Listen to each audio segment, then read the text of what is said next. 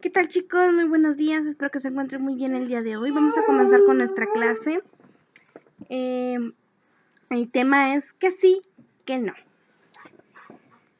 Bueno, en el texto dramático incluye ciertos códigos de comunicación que deben considerarse para su representación y lectura en voz alta.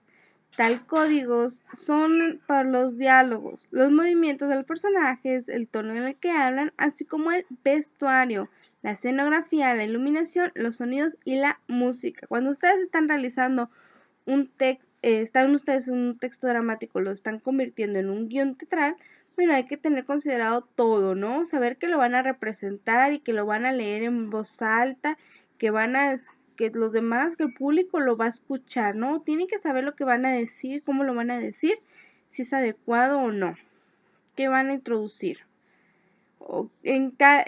Hay que también ser preciso en el diálogo, en los diálogos, en el momento en el que están, si van a hacer algún movimiento de los personajes, incluso hasta cómo van a hablar, ¿no? Cómo se expresan para poder entender mejor la obra. Y quien escribe el texto teatral, es decir, el dramaturgo, así es como se llama a la persona que hace el guión teatral, pues debe considerar que representará con escenografía, utilería, vestuario, lo que está claramente visible para el público. Tienen que escenificar todo, chicos. Cuando hace uno un guión teatral o va a realizar una obra, pues hay que considerar es que todo se va a escenificar, ¿no? Y todo tiene que ir escrito en el mismo guión.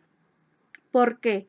Porque si otra persona se queda a cargo en caso de cualquier cosa, pues tiene que entenderlo de la mejor manera. Entonces ahí mismo dentro del guión, pues ya está todo lo que se necesita.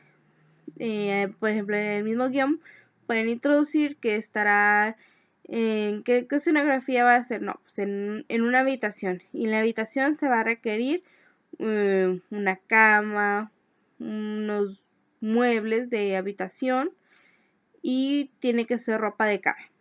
Es un ejemplo, ¿sí? Entonces, así es como pueden mejor representarlo. Y es más accesible para el público.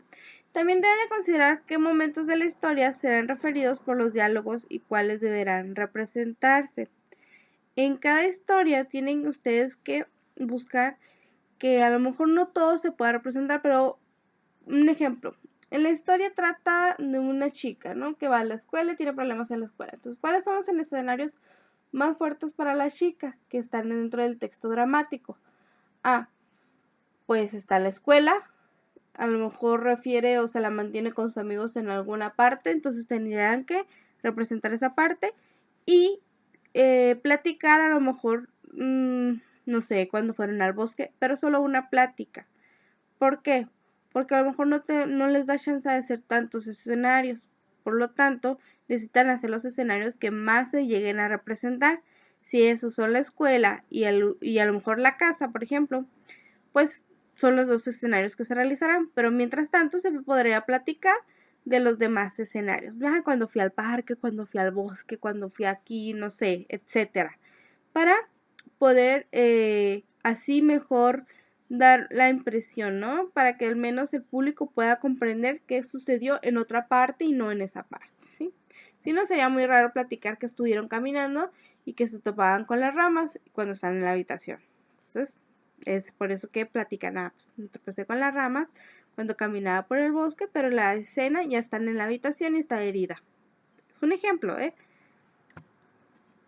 Así que recuerda que los elementos físicos que debes significar son los indispensables. Así es como les digo, solo los indispensables en la historia. ¿Qué momentos van a ustedes? ¿Qué elementos físicos van a utilizar?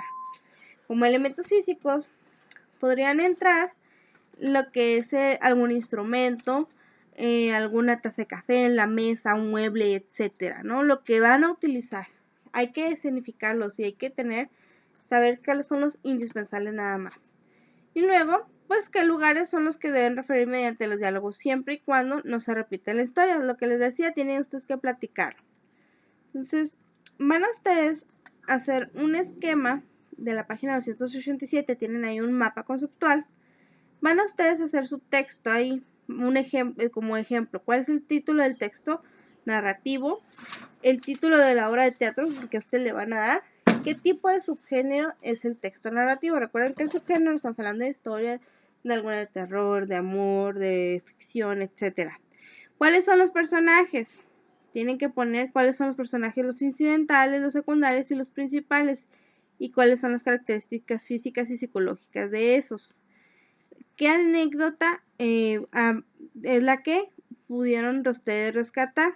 La trama, el orden, el inicio, el desarrollo, etcétera. Sí, tratar de incluir todos en su mapa conceptual, que lo realizarán en un documento, por favor. Y pues sería todo por mi parte de hoy. Recuerden que también las partes que se deben incluir en la historia son aquellos donde se hace alguna referencia en la historia. Como les decía, solamente dentro de la plática de los personajes. Así que cuídense mucho, que tengan un excelente día. Los quiero. Chao.